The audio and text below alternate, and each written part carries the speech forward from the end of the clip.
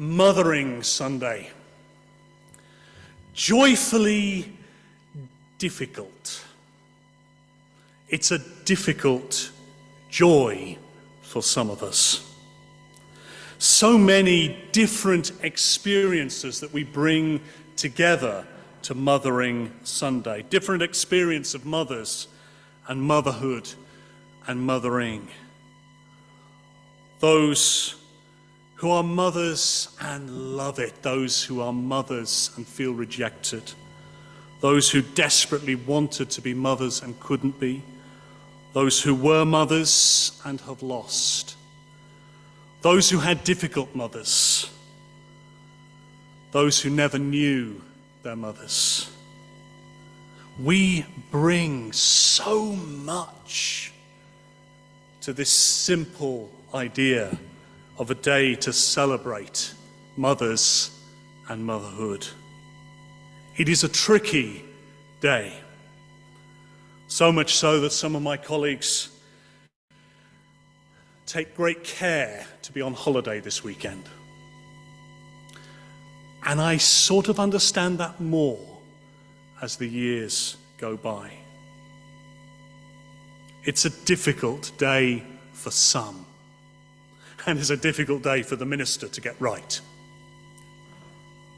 But strangely, our passage from John chapter 9, we've just read the first 12 verses, but we could have read the whole chapter. It's this extended explanation of what happens when Jesus encounters this man blind from birth, who can see again because of the encounter with Jesus, the light of the world, and for whom that becomes problematic, as everyone around him really can't quite get their heads around what's gone on.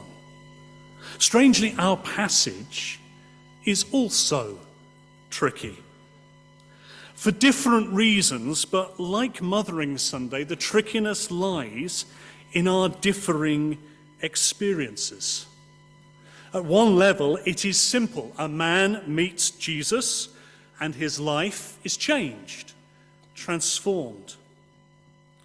It's the religious authorities that try to make it complicated for him. Who healed you? Should he have done? What's his authority? They even ask his parents what happened, as if this man somehow isn't capable of speaking for himself. They, thankfully, as good parents, give that short shrift. And the people who are asking these questions do not like the simplicity of his response. Why are you healed? How are you healed? Misses the point. He can see.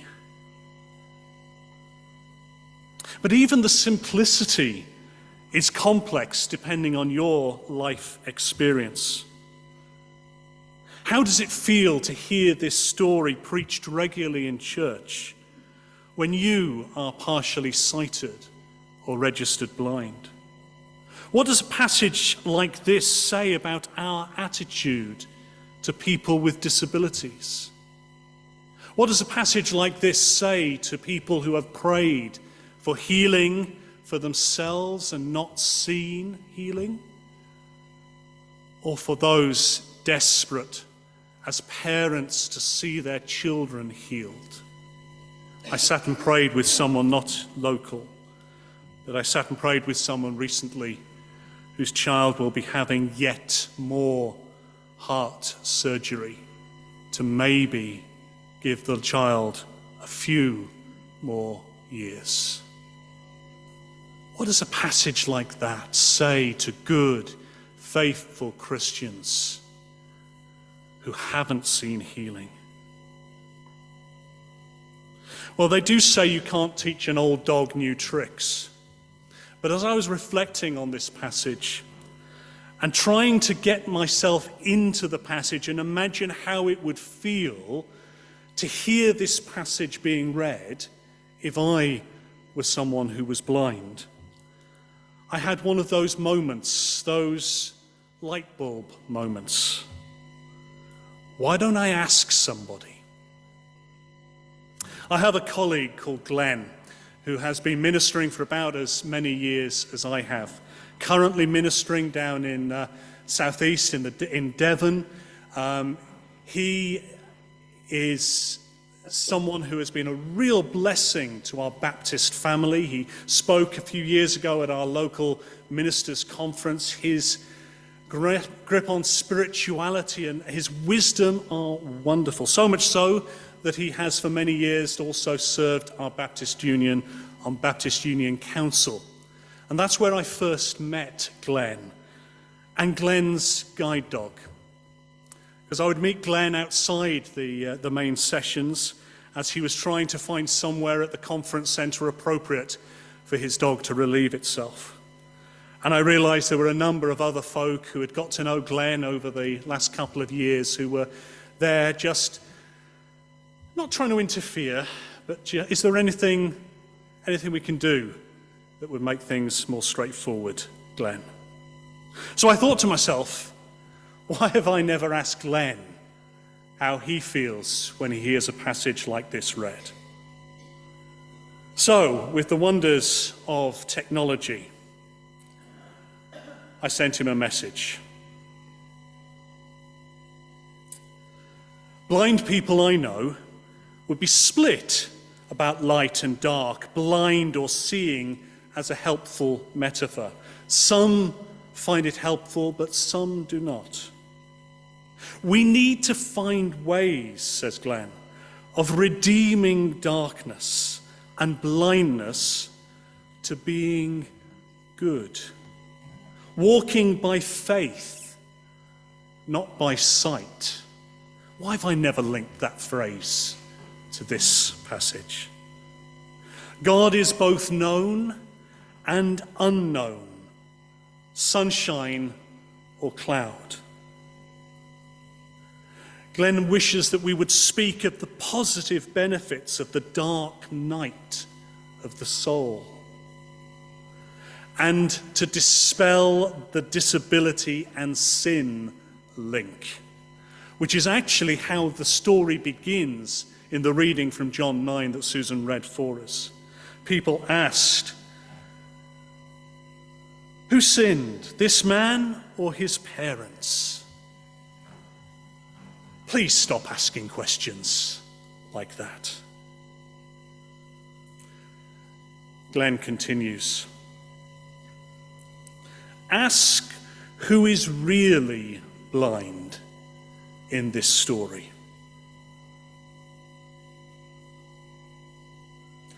Explore how as this story unfolds, the man moves from being a plot device to being center stage.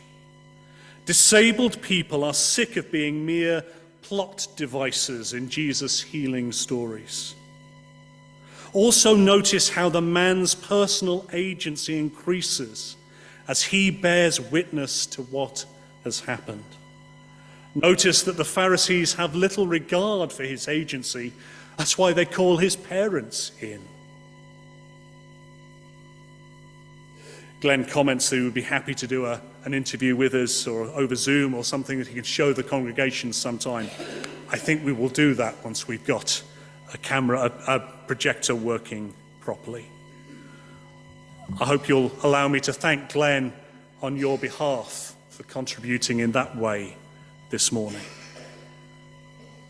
Of all the things that he said, and it's so important, that idea of when we're working with friends or talking about disability, it's about making sure that all people have agency and involvement. They're not people that we do nice things for. They're people like Glenn who serves our Baptist Union in so many ways. But note his big question. Ask who is really blind in this story. And that brings us back to the simplicity of what Jesus does and what Jesus teaches. Ask who is really blind. So many of the healing stories that involve sight in the Gospels are placed in the Gospels in such a way that we're supposed to look and see but there are people who should know what is going on and who do not. And in the presence of Jesus, others learn to see who he truly is and what the kingdom truly might be. Jesus meets this man born blind, and this man's life is transformed forever. But the people who really need to start seeing in the story are the disciples who ask the question, the slightly dumb question, the traditionally religious and appropriate question that just misses the point. The people who need to start seeing in this passage are the religious authorities that think they are the ones with the answers to everything. The people who need to start seeing in this story are those who are reading and hearing this story 2,000 years later. We celebrate that the man who was born blind can see again. But we ask, do we see? Do we see with the light that God gives? Do we see with the light that is Jesus, the light of the world? Do we see the world as it truly is?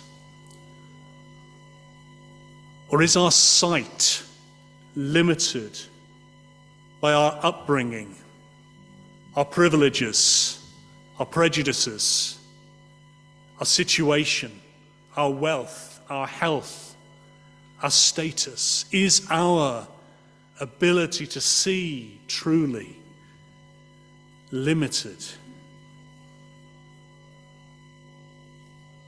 Do we need to be sent to the pool? Do we need to wash? Do we need to see anew? Jesus says, I am the light of the world. In his light, we can see more clearly. Amen.